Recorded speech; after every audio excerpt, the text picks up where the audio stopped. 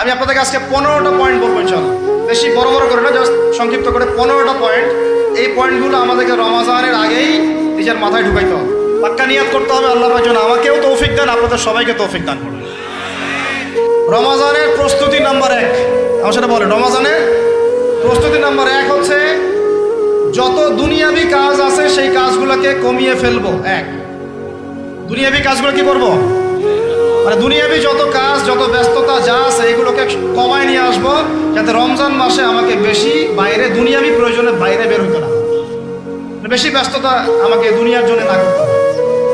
মনে করেন যে আপনি চাইলে এখন যদি সামর্থ্য থাকে রমাদান এবং ঈদের বাজার করে রাখতে পারেন, কারণ লাইলাতুল কদর নষ্ট করে ঈদের বাজার, রমজানের অনেক রুহানিয়াত নষ্ট করে দেয় দুনিয়াবি বাজার ঘাট, তাই না? সবার সামর্থ্য হয় না, কিন্তু বড় বড় যে বিষয়গুলো আছে, বড় বড় খাবার, মৌলিক খাবার, এগুলো আপনি 2 মাসের জন্য বাসায় রাখতে পারেন সামর্থ্য থাকে। সামর্থ্য নাই তাহলে সেটা আলাদা বিষয়। মোট কথা এটা শুধু একটা বিষয় বোঝাচ্ছি না, দুনিয়াবি যত ব্যস্ততা এগুলোকে কমায় রমাজানের জন্য প্রিপারেশন নিতে হবে। আল্লাহ পাক আমাদেরকে সবাইকে রমাদানের জন্য প্রিপারেশন নেওয়ার তৌফিক দান করেন। এটা হলো মনস্তাত্ত্বিক প্রিপারেশন, যে রমাদান আসতেছে, আমি শাবান মাসেই আমি আমার কাজগুলো গোছাই নিব, যাতে রমজানে আমি ফারেক থাকি ইবাদতের জন্য। বুদ্ধিমানের কাজ না এটা, আল্লাহ পাক তৌফিক দান করেন। আমিন। 2 নম্বর হচ্ছে ভাই, রমাজানের আমরা সবাই 30টা সওম রাখবো বলে নিয়াত করি, আল্লাহ পাক তৌফিক দান করেন। আমিন। কিন্তু এখানে একটা কথা, 2 নম্বরটা হচ্ছে রোজা রাখার মতো রোজা রাখতে হবে। কি বললাম বলেন? রোজা রাখার মতো রাখতে হবে। এটা কেন বললাম, কেন বললেন ভাই? উত্তর দিচ্ছি।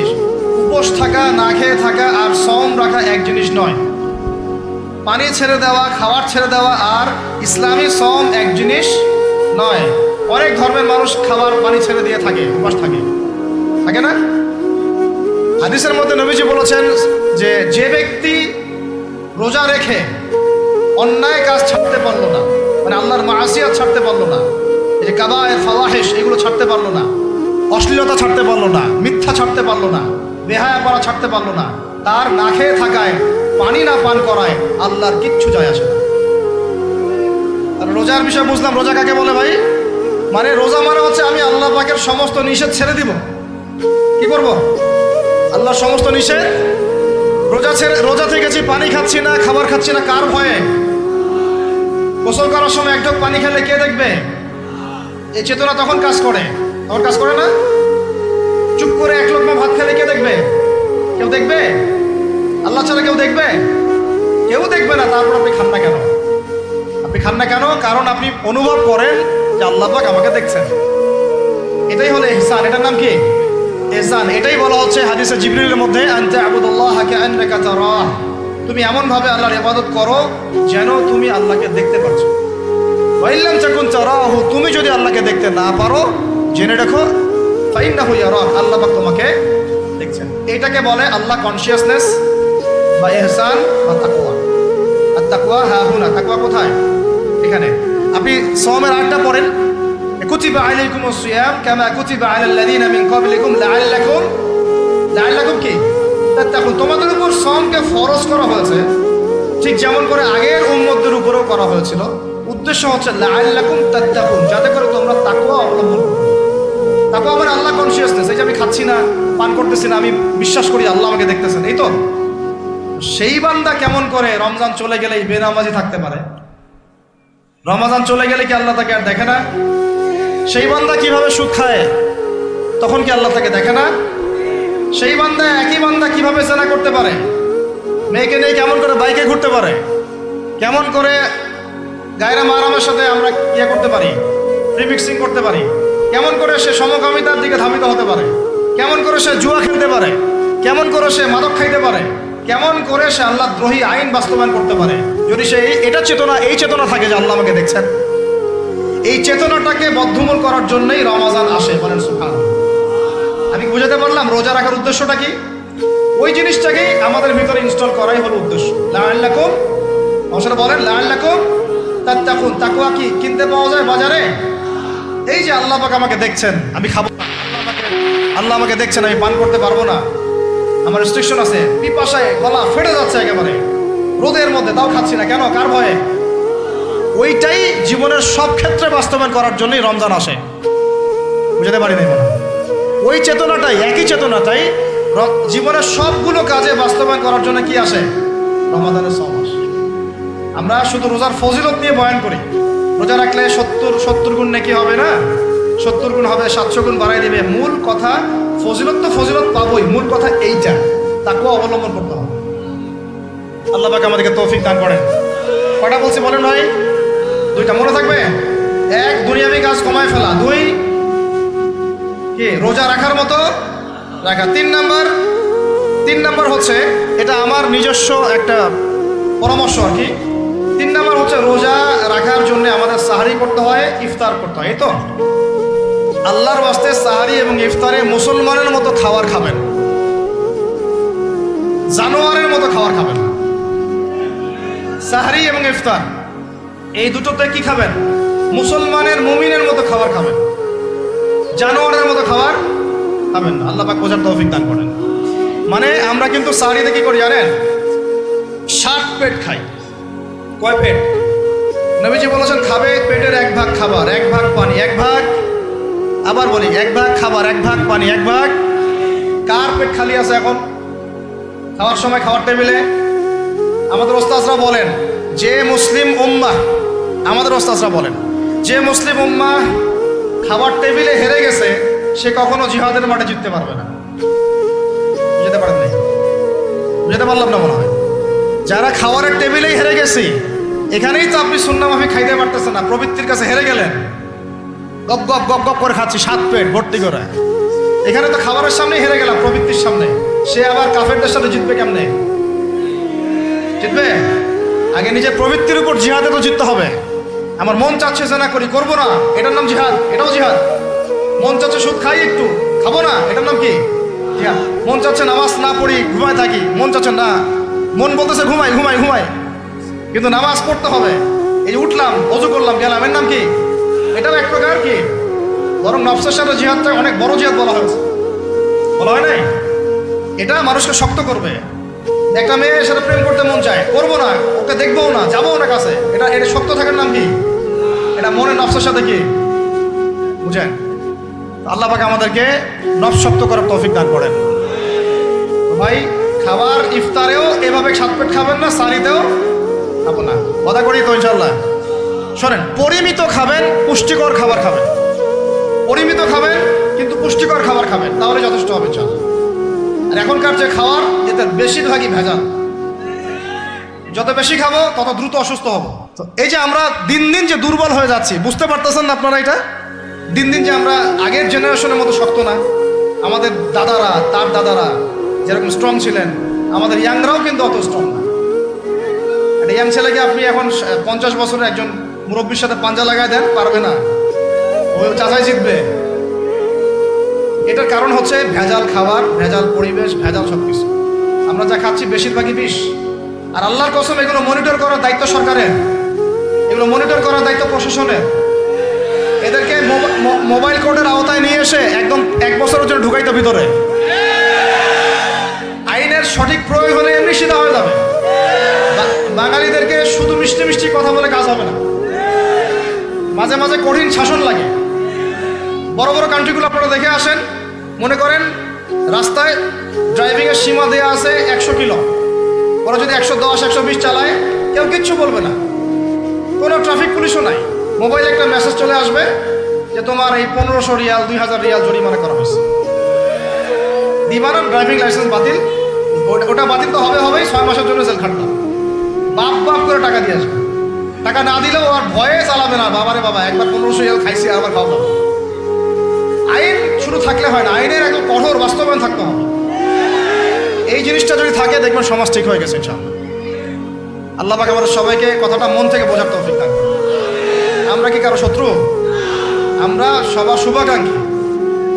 যদি এই জিনিসটা শক্তভাবে বাস্তবায়ন করা যায়, দেখবেন খাবারের ভেজাল এমনি বন্ধ হয়ে গেছে। মানুষকে মেরে ফেলতেছে খাবার দিয়ে, 3 দিনের বাসি তেল দিয়ে রান্না করছে, বললো এখন টাটকা রান্না খেয়ে ফেলে। এই যে কোলেস্টেরল বেড়ে গেল, ক্যান্সার হচ্ছে। গরু ইঞ্জেকশন দিয়ে ফুলায় খাবায় মোটা তাজা করে ফেলায়, করে নাই? কি অবস্থা মানুষের বুদ্ধি! চালের মধ্যে এটা মিশাচ্ছে, ডালের মধ্যে ওইটা মিশাচ্ছে, পানির মধ্যে কি মিশাই দিচ্ছে, ড্রেনের পানি বলতেছে মিনারেল ওয়াটার। হ্যাঁ, ডাব খাবেন, ডাবের পানি আগে ইঞ্জেকশন দিয়ে বের করে ফেলাইছে, আগে খাই ফেলছে, অল্প একটু বাকি আছে, ওটার দাম হাঁকাচ্ছে 150 টাকা। নিচ থেকে উপর পর্যন্ত আমাদের সমাজে খালি প্রতারণার প্রতারণা চলতেছে। এই কারণে আমাদের উপর থেকে আল্লাহর রহমত দিন দিন উঠে যাচ্ছে। আমাদেরকে সতর্ক হওয়া উচিত, আমাদেরকে সৎ হওয়া উচিত।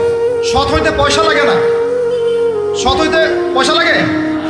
সবাই যার যার জায়গা থেকে ভালো হয়ে যায়, কিচ্ছু করার লাগবে না ইনশাল্লাহ। আপনি মাদক খায়েন না, কেউ জোর করে মাদক খাওয়াবে? আপনি নিজে সুদ খায়েন না, কেউ জোর করে সুদ খাওয়াবে? এখানে কেউ মাদকের দোকান দিল, আমরা খাই না, ও দোকান নিয়ে চলতে পারবে না? টামটোপলা বাঁধে চলে যাবে, কি করবে? চাইতে বাধ্য সে। আমরা খাইলে সে ব্যবসা করবে। আল্লাহর ওয়াস্তে আমরা কোনো রকম প্রতারণার কাছেও যাব না, হারামের কাছেও যাব না, এবং অন্যকে আমরা প্রতারিত করবো না ইনশাল্লাহ। বাজার মার্কেটে একটা অনেক জটিল বিষয়। রমজান মাস আসলেই দেখবেন দাম বাড়া শুরু হয়েছে। এখনই অসাধু ব্যবসায়ী যারা, ওরা রিস্টোর করে ফেলাইছে, ওরা আবার সিন্ডিকেট করে ফেলবে যে এই দামের বাইরে যাবে না। তখন আবার দেখবেন যে সরকার বিপাকে পড়ে গেছে, দাম আর কন্ট্রোল করতে পারতেছে না, তখন ভর্তুকি দেওয়া লাগতেছে, আবার ওদেরকে আইনে আনা লাগতেছে। মানে আমরা নিজেরাই ঠিক নাই। কারা ঠিক নাই?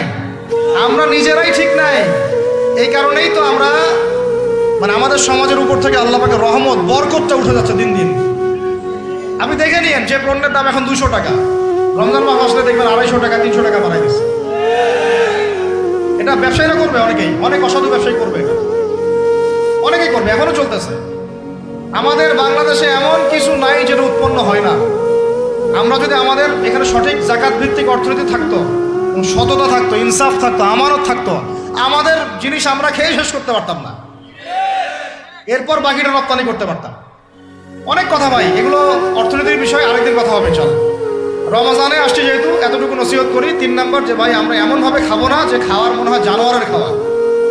ঠিক আছে ভাই, পুষ্টিকর খাবার খাবো, কিন্তু পরিমাণে কম। কম বলতে কি একবারে কম না, আপনার প্রয়োজন অনুযায়ী 3 ভাগ করে, 1 ভাগ খাবার, 1 ভাগ পানি, 1 ভাগ ফাঁকা, সুন্নাহ অনুযায়ী। আল্লাহ পাক তৌফিক দান করেন, আমিন। 4 নাম্বার হচ্ছে রমাদান মাস মানেই কোরআন। রমাদান মাস মানে কি? এই রমজানে আমরা সবাই বেশি থেকে বেশি কোরআন তেলাওয়াত করবো ইনশাআল্লাহ। কারা কারা পারি হাত তুলি? আলহামদুলিল্লাহ, হাত নামান। সবাই পারেন কোরআন তেলাওয়াত? মাশাআল্লাহ, মাশাআল্লাহ। এটাই তো চাই, বাংলাদেশের ঘরে ঘরে প্রত্যেক ব্যক্তি যেন কোরআন তেলাওয়াত করা জানে। এটাই তো আমরা চাই। এমন যদি হয় যে 100% মানুষ কোরআন তেলাওয়াত করতে পারে, 16 কোটি মুসলিম, দিন কায়েম হয়ে যাবে ইনশাআল্লাহ, ইনশাআল্লাহ, ইনশাআল্লাহ। ভিতরে কাজগুলো করেন, আল্লাহ পাক তৌফিক দান করেন। তো ভাই, কোরআন আমরা রমজানে বেশি থেকে বেশি পড়বো ইনশাআল্লাহ ভাই, ঠিক আছে? যারা পারি না, একটা লিমিট ফিক্স করি, কমপক্ষে দিনে 1 পারা, দিনে কমপক্ষে 1 পারা, তাহলে 30 দিনে 1 খতম হবে। আরো বেশি পারি 2 পারা, তাহলে 2 খতম হবে। আরো বেশি পারি 3 পারা। এমন আমাদের ইমামদের যুগে, আমাদের 4 ইমামদের যুগে, সলফে সালেহিনদের যুগে প্রতিদিনই 1টা করে খতম দিতেন তারা। সুবহানাল্লাহ, তাদের সময় আল্লাহ বরকত দিয়েছিলেন। সুবহানাল্লাহ, সারা রাত জেগে তেলাওয়াত করতেছেন, নামাজ পড়তেছেন, দিনের বেলা তেলাওয়াত করতেছেন। রমজান মাস হচ্ছে কোরআন নাজিলের মাস। এই মাসে যে হতভাগা কোরআন পড়তে পারলো না, তার জন্য আফসোস করা ছাড়া কিছু করা যায়। রমজান মাসে কোরআন আগে পড়বো, কোরআন শিখবো, না পারলে কি করবো? না পারলে 1 মাসে শিখবো, অন্যকে শেখাবো, কোরআনের দার্স দিব, কোরআনের মাহফিল হবে, কোরআনের তাবলীগ হবে, কোরআন নিয়ে আলোচনা হবে ইনশাআল্লাহ। আমরা জানবো কোরআনের মধ্যে কি আছে। এটা জানার সবচেয়ে উত্তম মাস হচ্ছে কি? রমাদান। আল্লাহ পাক তৌফিক দান করেন, আমিন। যারা আমরা আরবি জানি টুকটাক ভাঙাচোরা, তারা আমরা এটার অর্থ পড়বো ইনশাআল্লাহ। যারা আমরা আলেম ওলামা আছে অনেকেই, যারা ইফতা দিয়েছি, দাওরা দিয়েছি, বা আমরা তালেব ইলম ওলামা ইকরাম যারা আছে, আমরা এই কোরআনের তাফসীরগুলো পড়বো ইনশাআল্লাহ। মানে কোরআনময় রমাদান, কোরআনময় কি? এবং চেষ্টা করবেন, আমার খুব ইচ্ছা হয় যদি আল্লাহ পাক আমাকে ক্ষমতা দিতেন, তৌফিক দিতেন, আমার ইচ্ছা হয় যে রমজান মাসে বাংলাদেশের যত মসজিদ আছে সমস্ত মসজিদে কোরআন শিক্ষা ফ্রি হয়ে যাবে। ভালো উদ্যোগ না? বাংলাদেশে কত মসজিদ আছে? 1000 না লাখ? লাখ না কোটি? হয়তো কোটি কোটি মসজিদ থাকতে পারে। প্রত্যেকটা মসজিদে যদি বিনামূল্যে কোরআন শিক্ষা কার্যক্রম করা যেত রমজান মাসে, 1 মাসে আপনি দেখতেন প্রায় মিনিমাম 5 কোটি মানুষকে কোরআন শেখানো যেত। তাও হাতে কলমে, তাও কি হাতে কলমে। বই দেওয়া হতো ফ্রি, আর ওই যারা টিচার ক্লাস নেবে ওদেরকে বেতন দিব, ভাতা দিব সরকার থেকে। দেওয়া যায় না? দেওয়া যায় না? আচ্ছা, যদি গভর্নমেন্ট নাও দেয়, আপনারা জাকাত থেকে দিতে পারেন, সদকা থেকে দিতে পারেন, পারেন না?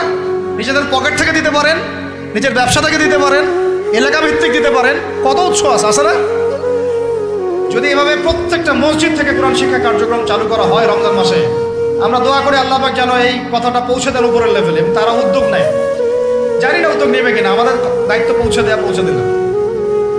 তো অ্যাটলিস্ট যদি সবগুলো মসজিদে নাও হয়, প্রত্যেকটা এলাকায় যদি একটা করে মসজিদও হয়, তবুও দেখবেন কয়েক কোটি মানুষকে কোরআন শেখানো যাবে ইনশাআল্লাহ। কোরআন ছাড়া এই জাতিকে আপনি ফিরাতে পারবেন না। কোরআন ছাড়া এই যুবকদেরকে মাদক থেকে ফেরানো যাবে না। কোরআন ছাড়া এই যুবকদেরকে জেনা থেকে ফেরানো যাবে না। এই টিকটক প্রজন্ম হয়ে এরা নষ্ট হয়ে গেছে, শেষ হয়ে গেছে। বাংলাদেশে আশঙ্কাজনক হারে এখন সমকামিতা বাড়তেছে। আশঙ্কাজনক হারে এখন জেনা, ব্যভিচার, পরকীয়া এগুলো বেড়ে গেছে। মাদক দ্রব্যের কি ছয়লা, এই যে গুন্ডামি, মাস্তানি, ছিনতাই কারা করতেছে? যারা ইয়াং ছেলে পেলে এরা করতেছে। এদেরকে ফিরাইতে হইলে কোরআন ছাড়া কোনো গতি নাই। আইয়ামে জাহেলিয়াতের সেই মানুষগুলো কোরআনের আলোয় শ্রেষ্ঠ মানুষে পরিণত হয়েছে। কথা বুঝতে পারেন নাই? আইয়ামে জাহেলিয়াতের সেই মানুষগুলা যারা একসময় নিজের মেয়েকে দাফন করেছিল জীবন্ত। ইন্না লিল্লাহি ওয়া ইন্না ইলাইহি রাজিউন। চিন্তা করা যায়? আপনি আপনার মেয়েকে দাফন করতে পারবেন জীবন্ত? পারবেন? বলেন।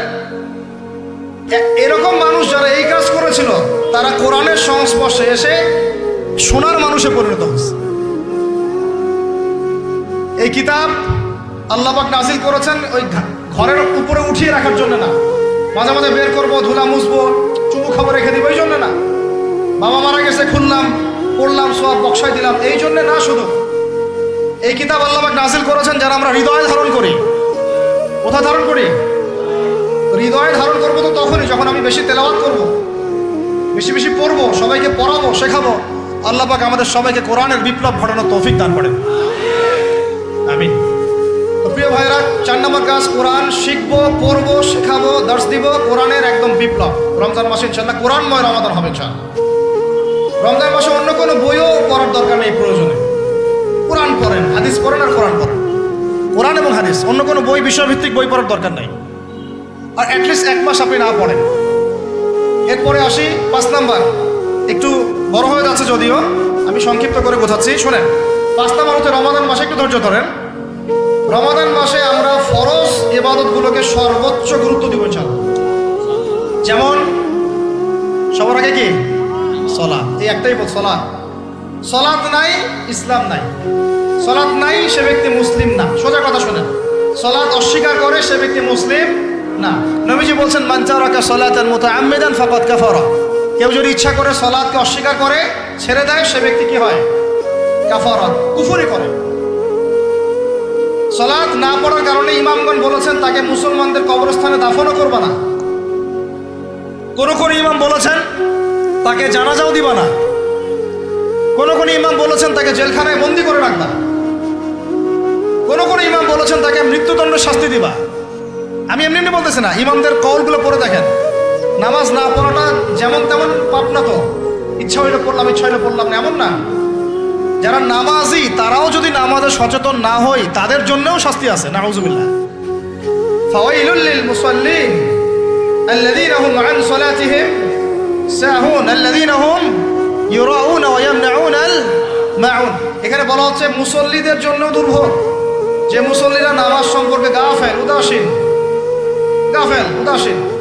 আবার যারা মানুষকে দেখানোর জন্য নামাজ পড়ে এবং এই যে ছোটখাটো সাহায্য করতে অস্বীকৃতি জানায়, সূরা মাউন পড়েন। তাহলে মুসল্লিদের জন্য গাফেলতির যদি শাস্তি হয়, তাহলে যারা পড়ে না ওদের কি হবে বলেন? ওই যে ওই সূরাটা কি জানি নাম, মুজাম্মিল না মুদ্দাসির, হাফেজে কোরআন কি আছে, মা সালাকাকুম ফি সাকার। জাহান্নামে যখন ঢুকানো হবে, এই ফেরেশতারা জিজ্ঞাসা করবে, কিসে তোমাদেরকে জাহান্নামে নিয়ে আসলো? কি পাপ করছিলা? তারা বলবে, তখন তারা বলবে ক্বালু, তারা বলবে, ওই জাহান্নামীরা বলবে, লাম নাকু মিনাল মুসাল্লিন। কি বলবে তারা? লাম নাকু মিনাল মুসাল্লিন, আমরা মুসল্লি ছিলাম না, আমরা নামাজ পড়তাম না। তাহলে বেনামাজির পরিণতি কি বলেন? জাহান্নাম। ওয়ালাম নাকু নুতইমুল মিসকিন, আর আমরা মিসকিনদেরকে খাবার দিতাম না। সুবহানাল্লাহ। আল্লাহ পাক আমাদেরকে সালাত আদায় করার তৌফিক দান করেন। রমাদান মাসে শক্ত করে নামাজ ধরবেন ইনশাআল্লাহ, আল্লাহ পাক তৌফিক দান করেন। 5 ওয়াক্ত নামাজ চেষ্টা করব জামাতে পড়ার জন্য। যদি জামাত ছুটেও যায় তাও পরে জামাত করে নেবেন, সেটাও না পড়েন অ্যাটলিস্ট বাসায় পড়বেন। রাজি আছেন? এই যুবকরা কি হলো, বসো বসো, অল্প সময় বসেন। আরে আপনাদের চেয়ে আমার তারা বেশি, আমি 4 ঘন্টা সফর করে আসছি, আবার 4 ঘন্টা সফর করতে হবে আমাকে। আপনারা তো এখান থেকে বাসায় চলে যাবেন 4-4 বাসা, এত ব্যস্ত কেন? বসেন। এখন কথা হচ্ছে যে নামাজের সাথে আরো অনেক ফরজ আছে না? যেমন পর্দা কি ফরজ না ফরজ না? যাকাত ফরজ না ফরজ না? তারপরে আল্লাহ পাকের আনুগত্য করা এটা ফরজ না ফরজ না? রাসূলের আনুগত্য, তাওহীদ ফরজ না সুন্নত?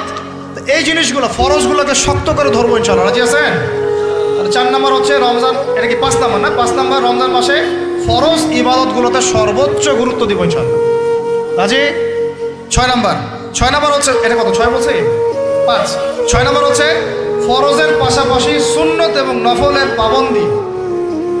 ফরজের পাশাপাশি সুন্নত এবং নফলের পাবন্দি মানে দেখেন, ফরজ নামাজের আগে পিছিয়ে অনেক নামাজ আছে না সুন্নত? দৈনিক 12 রাকাত সুন্নত যে ব্যক্তি পড়বে তার জন্য জান্নাতে ঘর নির্মাণ করা হবে। কোন 12 রাকাত?